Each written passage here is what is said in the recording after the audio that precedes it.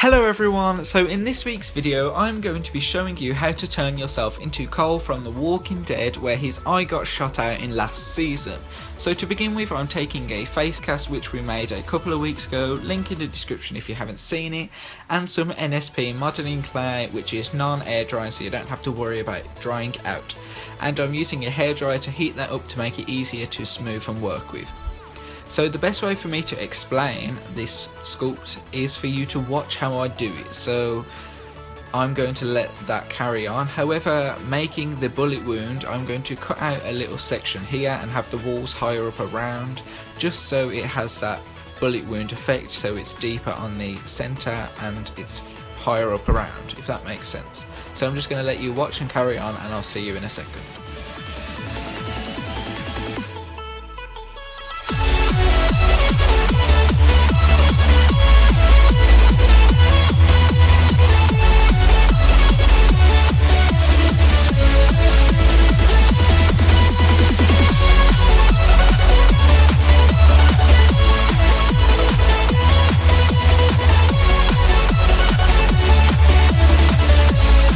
Once that's complete, I took some 99% alcohol on a brush and I'm just smoothing down the edges. You don't have to do this, but this does just help make it a lot smoother, a nicer transition from prosthetic to skin. And I'm also taking a sponge and a stipple sponge to add some skin-like textures onto the piece, just to make it more realistic when we mould it.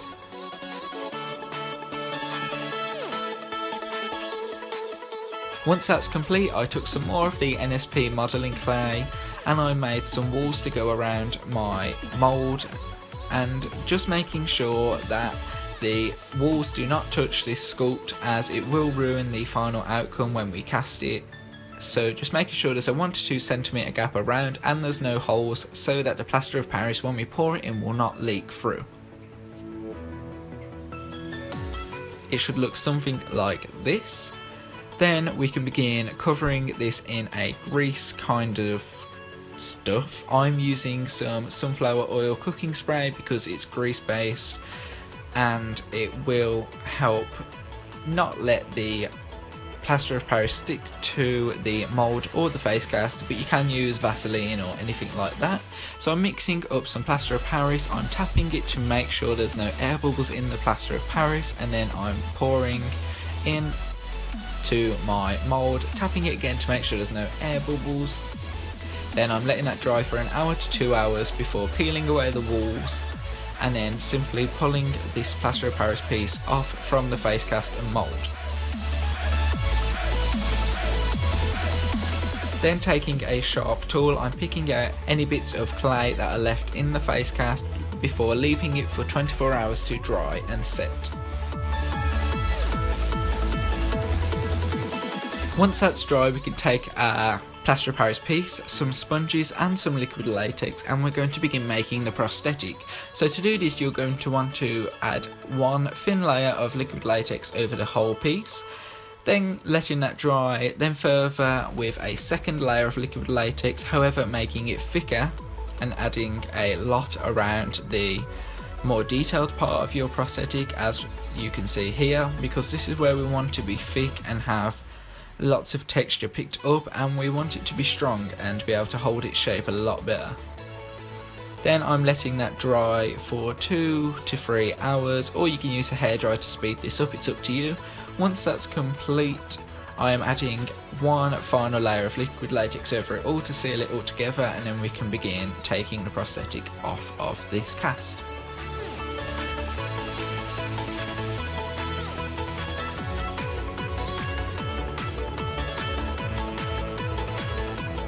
To take this off the cast, I am taking some baby powder, but you can use translucent powder, and I'm just putting a heck huge load over the whole prosthetic piece. Then I'm just going to peel away a small bit on one corner and then stick the brush under there and slowly peel it off. You want to take your time with this. You want to take your time with this, just so the latex doesn't stick to itself, and you want to make sure there's plenty of powder on your brush and on the prosthetic to make sure it doesn't stick to itself, otherwise you'll have to make the prosthetic all over again.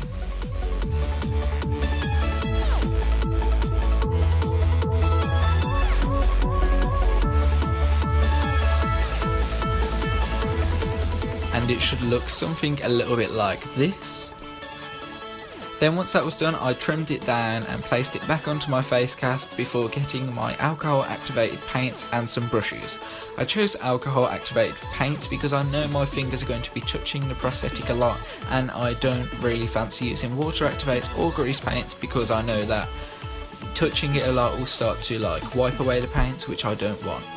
So I'm using reds and blue tones, and I'm just starting with a light wash of red before adding further darker detail of red in different parts, then adding the blue as you can see here to make depth and make it more bruised and darker, and this will really bring it to life and make it fleshy.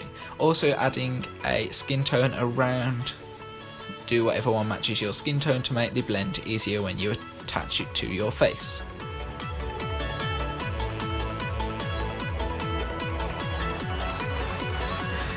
Once this is dry, I placed it over my face and then took some baby powder and just dabbed around my prosthetic piece just so I knew where to stick the prosthetic piece after I applied some latex.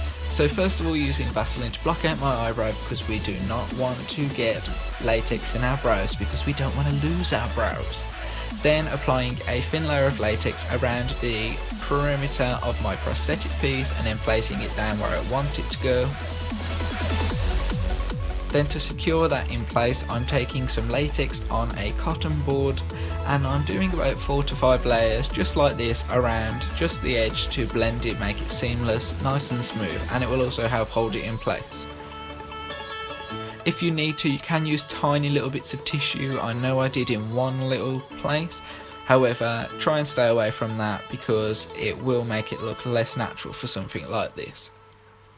Once that's dry, I powdered it to take away the shine and then took a little bit of foundation and blended that over the bits where look most white, just to try and take away that white tone and make it more skin-like.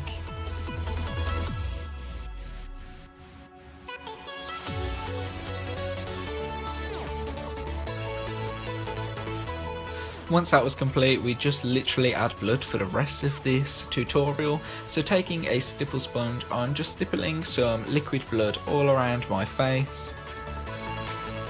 Mainly focusing on the eye area naturally, however I am spreading it up onto my forehead, onto my cheeks on both sides, and a little bit in my hair.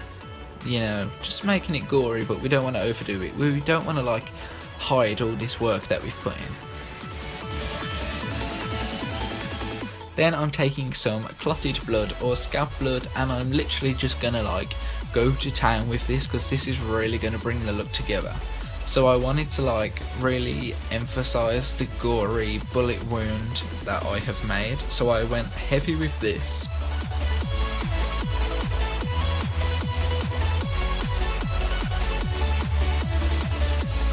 Applying this all over my eye, bits on my nose, on my face, forehead, wherever you feel like it should go, just do it. Like honestly, it should look good. Like honestly, scab blood is the way forward.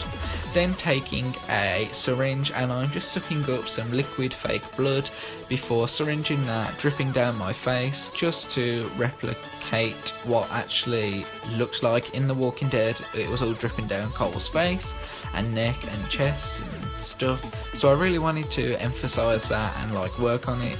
Then going in again with some more stipple sponge action, then just more blood, going thicker, layering it just so there's different tones, so it should look something like this.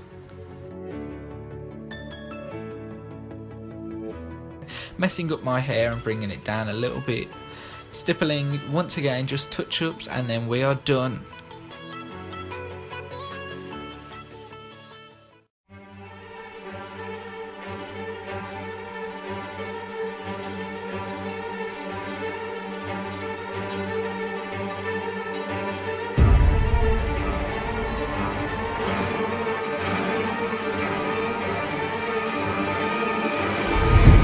Thank you for watching this week's video, guys. If you like this video, please like, share, subscribe, do all of that stuff, and I'll see you next week for a new video.